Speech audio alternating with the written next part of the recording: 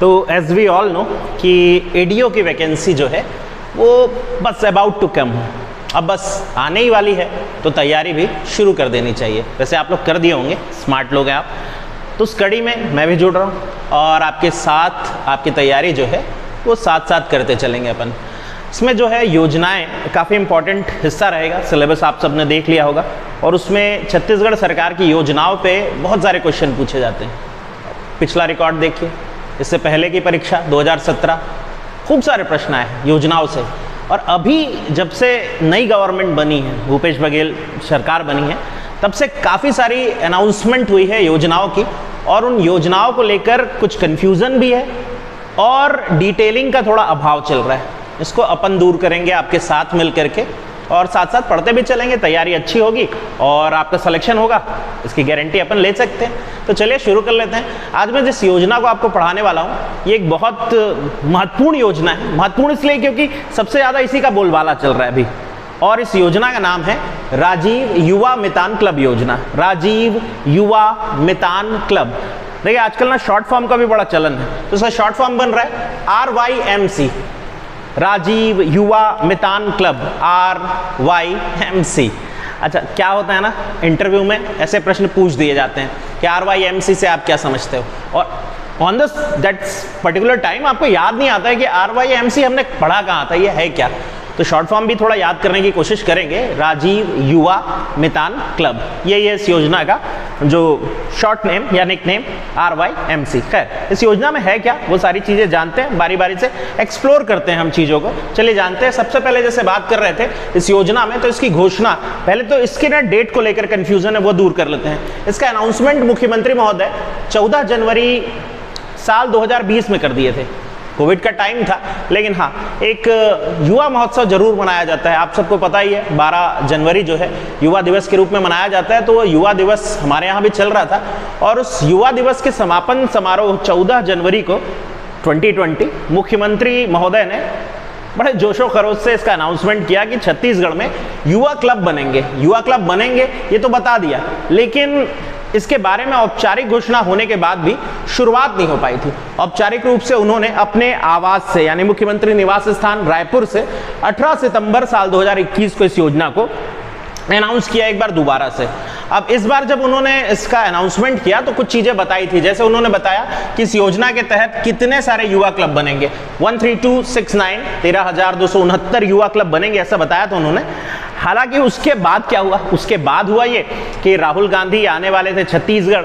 अब चूंकि राहुल गांधी सुप्रीमो है और वो आने वाले थे, तो अब उनके आने को थोड़ा यादगार बनाने के लिए एक सम्मेलन और हुआ, और ये सम्मेलन हो रहा था रायपुर के साइंस कॉलेज ग्राउंड में। इस रायपुर साइंस कॉलेज ग्राउंड में 3 फरवरी साल 2022 यानी इसी साल इस योजना को फाइनल तौर पे अनाउंस किया गया। हमारे पास 3 डेट आ गई है और ये कंफ्यूज कर सकती थी, मैं तीनों बता दिया। सबसे पहले मुख्यमंत्री ने इसकी घोषणा 14 जनवरी साल 2020 को कर दी थी। 18 सितंबर 2021 को इस योजना को औपचारिक रूप से प्रारंभ किया गया था, लेकिन वास्तविक रूप से इसे प्रारंभ किया गया 3 फरवरी साल 2022। तीनों साल में मौजूद रहा है योजना। खैर, यहां तक भी क्लियर हो गया आई गेस, डेट का कंफ्यूजन तो हम कंप्लीट कर लिए। अब आते हैं कि इस दिन कितनी की राशि जारी कर दी गई थी। तो इस दिन 19.43 करोड़ रुपए जिलों के नाम राशि जारी कर दी गई थी, और तय किया गया था कि हाँ, जिलों को इतनी इतनी राशि जो है आवंटित की जानी है इस योजना के तहत खर्च करने में।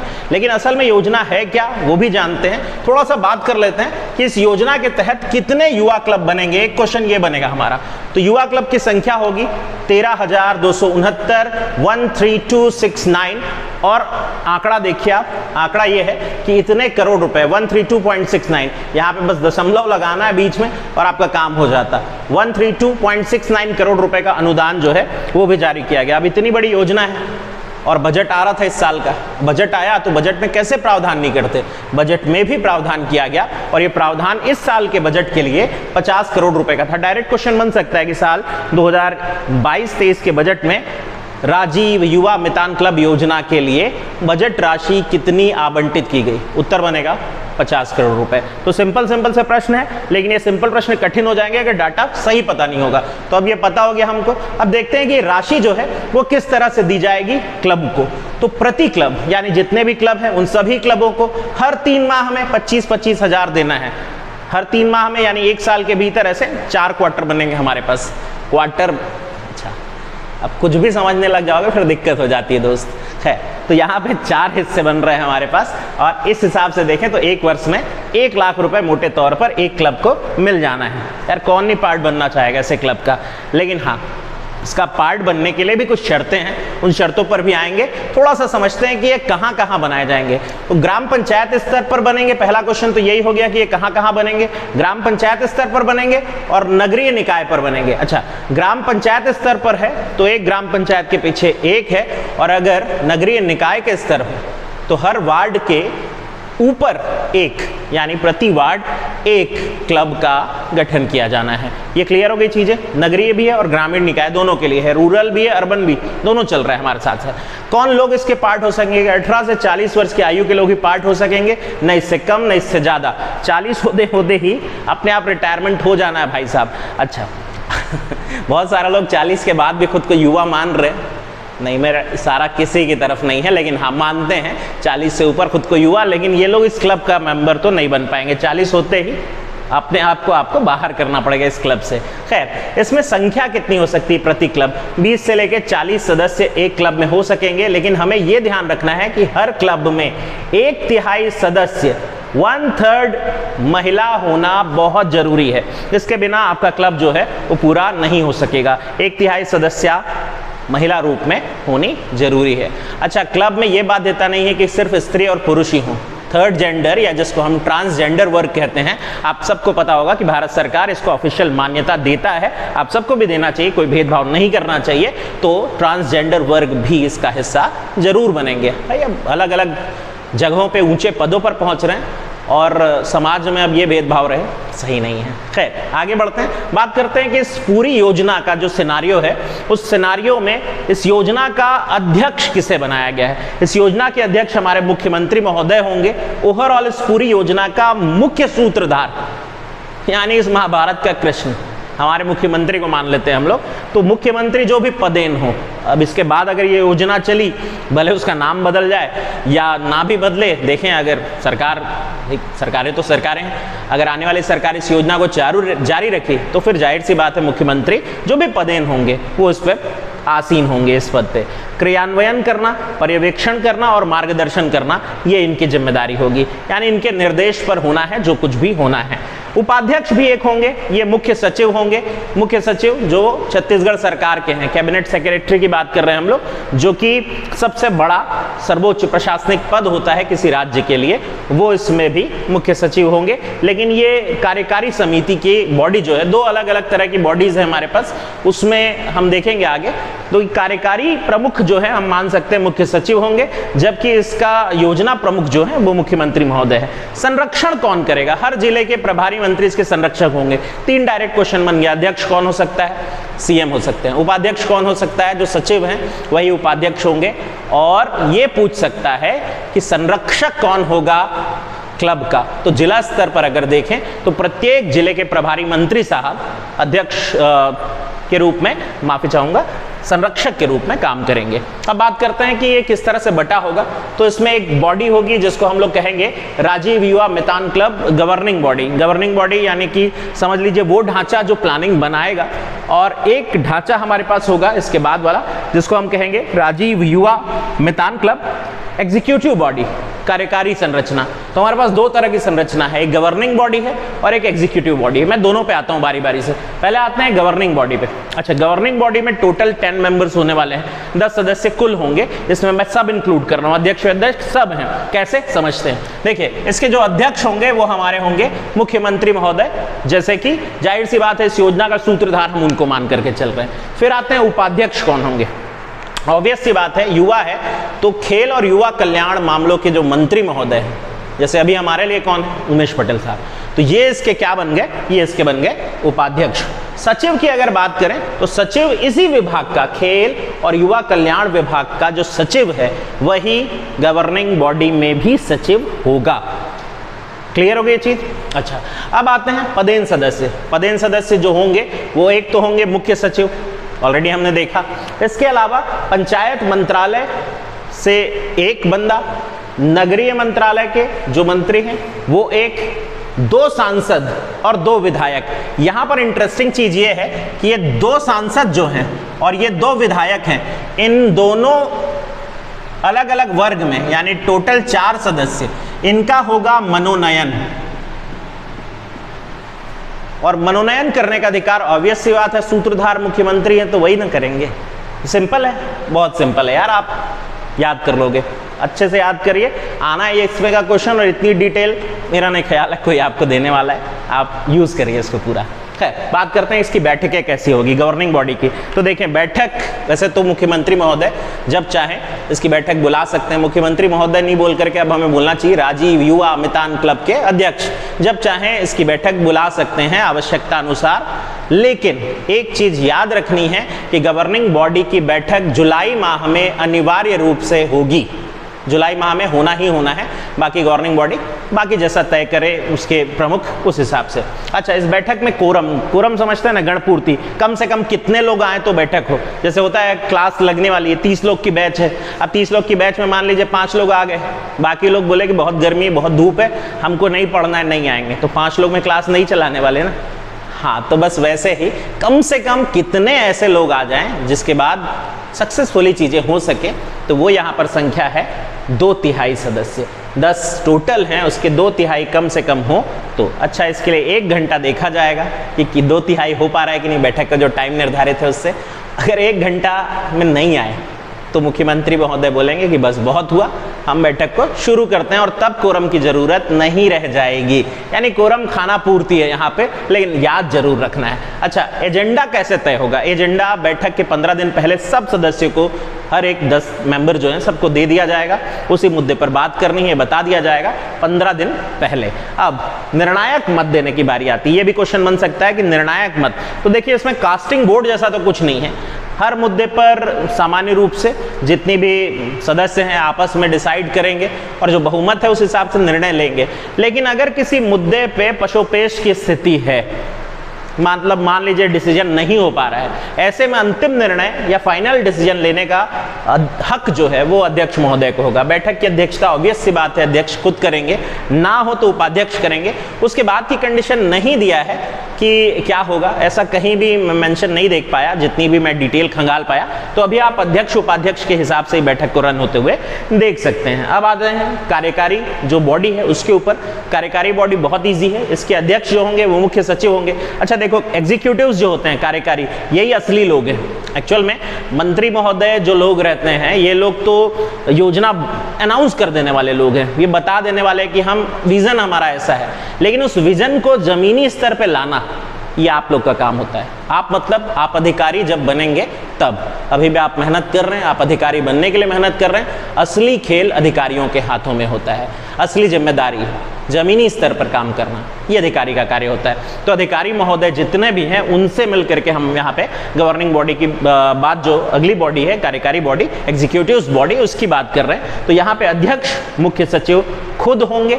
सचिव जो होगा इसका वो संचालक खेल और युवा कल्याण मंत्रालय का होगा, संचालक खेल और युवा कल्याण मामले। अब बात करते हैं सदस्य कितने होंगे। 12 सदस्य होंगे, ये अलग अलग विभागों से हो सकते हैं। ऑब्वियस सी बात है, युवाओं का मामला है तो कई विभाग इसमें आएंगे। इसमें ग्राम इन्वॉल्व है तो ग्रामीण विकास विभाग आएगा। इसमें नगर इन्वॉल्व है तो जाहिर सी बात है नगरीय विकास विभाग आएगा। इसमें वन गांव भी होंगे कुछ, तो वन राजस्व ग्राम वगैरह भी आएंगे इसमें जाहिर सी बात है स्कूल कॉलेज वगैरह भी इन्वॉल्व होंगे। तो ये सारे अलग अलग तरह के 12 अलग अलग विभागों के सदस्य जो है इसका जिम्मेदारी उठाएंगे। डिटेल इतनी नहीं पूछेगा, लेकिन हाँ कितने सदस्य होंगे ये पूछ सकता है, तो 12 सदस्य। इनकी बैठक कैसे होगी? इनकी बैठक हर 3 माह में एक बार होनी जरूरी है, जबकि वहां हमने देखा था जुलाई माह में एक बार होना जरूरी है, बाकी अध्यक्ष की इच्छा पर निर्भर कर रहा है। लेकिन यहाँ पे हर 3 माह में हमें एक बैठक चाहिए। क्लियर है? अच्छा, बैठक का एजेंडा 7 दिन पहले बताया जाएगा। वहां 15 दिन था, यहाँ 7 दिन पहले है। 7 दिन पहले बैठक का एजेंडा बता देंगे और फिर आकर के उस पर चर्चा वर्चा होनी है। इसमें कोरम कितना है? कोरम है कुल सदस्यों का आधा। लेकिन एक चीज ध्यान रखना है, वही वाला नियम, 1 घंटे तक देखेंगे, नहीं हुआ तो बात आगे बढ़ा ली जाएगी। अच्छा, ये होगा क्या बैठकों में? पिछले साल का बजट क्या रहा, किन योजनाओं पर खर्च हुआ, उन योजनाओं का क्या परिणाम निकला, आगे आने वाले वर्ष का हमारे पास क्या है प्रारूप, वो सब दिखाइए। किस योजना से क्या लाभ पहुंचा, किस वर्ग को पहुंचा, कितने सदस्य जुड़े, लाभान्वित होने वाले कितने हुए, कौन सा गांव बेहतर प्रदर्शन कर सका, कौन सा नगरीय निकाय बेहतर प्रदर्शन, ये सारी चीजों पर चर्चा होगी इसमें। कहानी क्लियर है? चलिए आगे बढ़ते हैं। अब आते हैं जिला स्तरीय।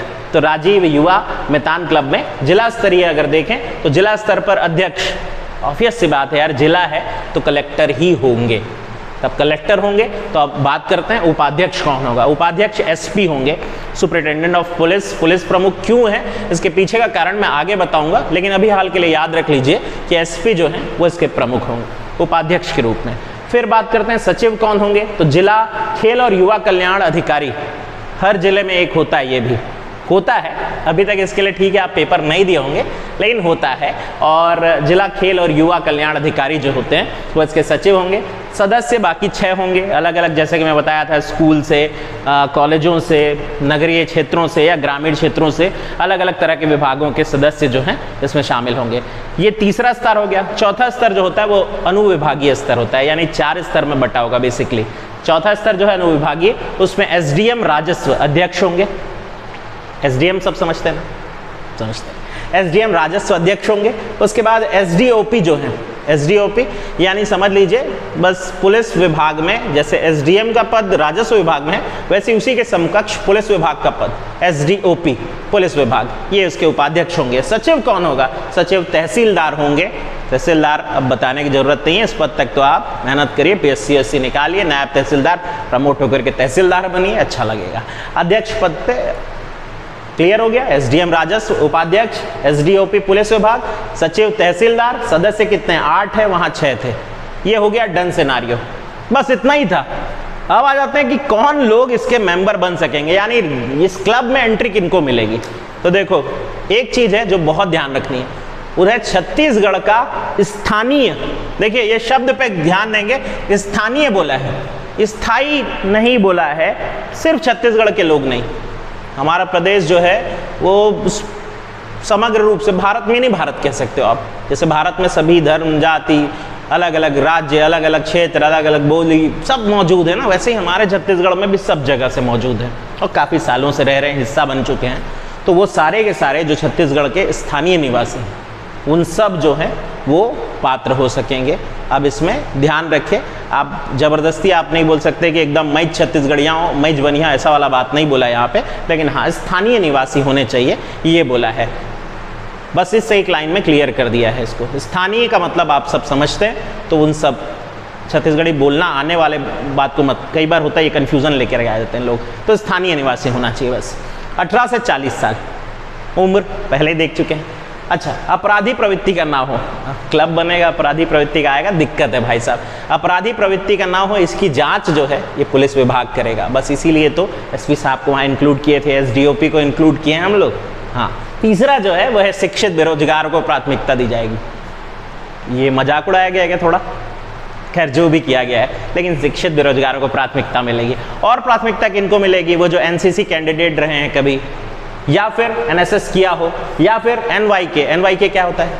नेहरू युवा क्लब, कभी बनता था पहले, तो नेहरू युवा क्लब के मेंबर वगैरह रहे हों तो उस पृष्ठभूमि के लोगों को प्राथमिकता दी जाएगी। निःशक्त जन हैं या श्रमदान जो लोग करने के इच्छुक हैं उनको प्राथमिकता मिलेगी। अच्छा, युवा क्लब में क्या शर्तें हैं? शर्त कुछ सिंपल सी है, जैसे एक सदस्य जो है युवा क्लब का वो किसी दूसरे युवा क्लब का सदस्य नहीं बन सकता, यानी एट ए टाइम आप सिर्फ एक युवा क्लब के सदस्य रह सकते हैं, और कई युवा क्लब के आप एक साथ मेंबर बनना चाहें तो ये छूट आपको नहीं मिलेगी, ये लिबर्टी आपको नहीं है। 15 दिन में एक बैठक होनी जरूरी है, एक पखवाड़े में, पखवाड़ा भी कहते हैं 15 दिन का समूह, एक पखवाड़े में एक बैठक होनी, यानी 15 दिन में एक बैठक होनी इनकी जरूरी होगी। बैठक के एजेंडे वही सब होंगे, क्या करना है क्या नहीं करना है, किस तरह की चीज़ों पर हमको गतिविधि करनी है। अच्छा, इसमें एक चीज़ और समझिए कि इनकी कार्य गतिविधियाँ क्या हैं। 3 गतिविधियाँ इनकी। खेल में कई तरह के खेल हैं और छत्तीसगढ़ी खेलों को प्राथमिकता दी गई है। छत्तीसगढ़ी खेल जानते हैं ना, भंवरा, बाटी, हाँ, फुगड़ी, खो खो खेले हैं ना, हाँ ये सब। अब गोबर गच नहीं यार, अब गोबर गच खेले जमाना हो गया, कुछ लोगों को पता भी नहीं होगा गोबर गच। अच्छा पता है नीचे कमेंट में बताना, खेले हैं क्या? खेले हो तो बिल्कुल बताइएगा। हाँ, तो वो सब है। क्रिकेट विकेट भी है भाई साहब, अच्छा खेल, ऐसा आधुनिक भी है, सिर्फ छत्तीसगढ़िया खेल नहीं है। तो खेल सामाजिक गतिविधि की बात बोलें तो पर्यावरण का संरक्षण करना, स्वास्थ्य संबंधी गतिविधियां, या फिर जो शासकीय योजना है उन सब का प्रचार वगैरह, जैसे हो गया योजना का प्रचार। इसका मतलब सरकार का प्रचार नहीं है, सरकार जो योजना चला रही है ज़रूरतमंदों तक पहुंचाने संबंधी, जागरूकता लाने संबंधी, ये सब काम करेंगे। सांस्कृतिक में छत्तीसगढ़ की संस्कृति को बचाने, उसको लोगों तक पहुंचाने, उसको हमेशा एक मूर्त रूप देने का, ये सब काम इसमें होगा। इसके लिए जो फंड आएगा उसमें राशि खर्च का अनुपात पूछ सकता है, 5:3:2 रिस्पेक्टिवली, इसी क्रम में। खेल 5 अनुपात में, सामाजिक गतिविधि 3 अनुपात में, सांस्कृतिक गतिविधि 2 अनुपात में। इस तरह से राशि आवंटित होगी अलग अलग वर्ग में। अच्छा, इनके जो पदाधिकारी हैं उनका कार्यकाल 1 वर्ष का होगा। हर 1 साल बाद इसको नवीनीकरण करना पड़ेगा ही पड़ेगा, यहाँ पे ये ध्यान रखना है। अब मैं यहाँ पे एक छोटी सी चीज़ पे आ रहा हूँ, चयन की प्रक्रिया। हालांकि ये बहुत ज़रूरी नहीं था, लेकिन आप अगर खुद क्लब के मेंबर बनना चाहें, आप रोजगार में आए, मैं ये चाहूँगा, लेकिन भगवान न करे आपको लग रहा है कि हाँ कुछ हुआ नहीं है अभी भी और इस क्लब का मेंबर मुझे बनना है, तो आप क्या कर सकते हैं। इस क्लब का मेंबर बनने के लिए सबसे पहले अगर आप ग्रामीण क्षेत्र से हैं तो सीओ जनपद पंचायत के पास आप आवेदन करेंगे। अगर आप शहरी क्षेत्र से हैं तो आप सीएमओ के पास आवेदन करेंगे, या फिर आप आयुक्त नगर निगम के पास आवेदन करेंगे। आवेदन एक बार प्रस्तुत हो जाएगा, आपका चला जाएगा आवेदन, तो फिर अनुविभागीय स्तरीय समिति एक होगी। इस अनुविभागीय स्तरीय समिति द्वारा प्रभारी मंत्री को ये भेजा जाएगा। प्रभारी मंत्री फिर अनुमोदन करेंगे उसका, और उसके बाद आगे पुलिस वेरिफिकेशन की प्रक्रिया होगी। पुलिस वेरिफिकेशन में जो स्थानीय थाना है वहाँ आपका फॉर्म जाएगा, वो चेक करेंगे, क्रॉस चेक करेंगे, आपके व्यक्तित्व के बारे में जानने का प्रयास करेंगे कि आपके खिलाफ कोई मामला दर्ज तो नहीं रहा है, आपराधिक प्रवृत्ति के तो नहीं रहे हैं, ये सब पता करेंगे। और जब क्लियरेंस मिल जाएगा तो फिर चयन सूची जारी होगी। चयन सूची जारी कौन करेगा, ये भी एक सवाल है। तो चयन सूची जारी करेंगे आयुक्त, अगर ये मामला है किधर का, अर्बन एरिया का, और एसडीएम करेंगे अगर मामला है रूरल एरिया का। ग्रामीण है तो एसडीएम, शहरी है तो आयुक्त। इतनी सी कहानी है बस।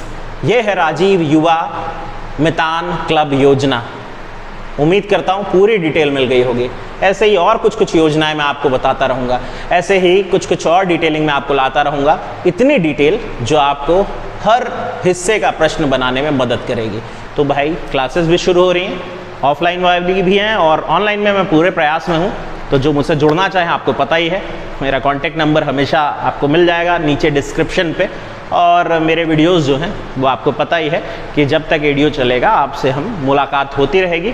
और कोशिश में हूँ मैं कि अब खुद भी ऑनलाइन वाले सेटअप में आऊँ। पूरी दुनिया ऑनलाइन जा रही है तो अब हम भी आए। हालांकि मेरे पास बैचेस कुछ ज़्यादा हैं, और पिछली बार भी हमने ये बैचेस चलाई थी 2017 में, और काफ़ी कामयाब बैच रही थी। उम्मीद करते हैं इस बार भी आप सबको कामयाब बनाए, वीडियो पद पर जाए आप सभी, और अपनी मेहनत करें और बेहतर और ऊंचा पद भी मिले, अच्छी खुशी होगी। तो चलिए, बहुत बहुत धन्यवाद। ध्यान रखिए अपना और अपनों का।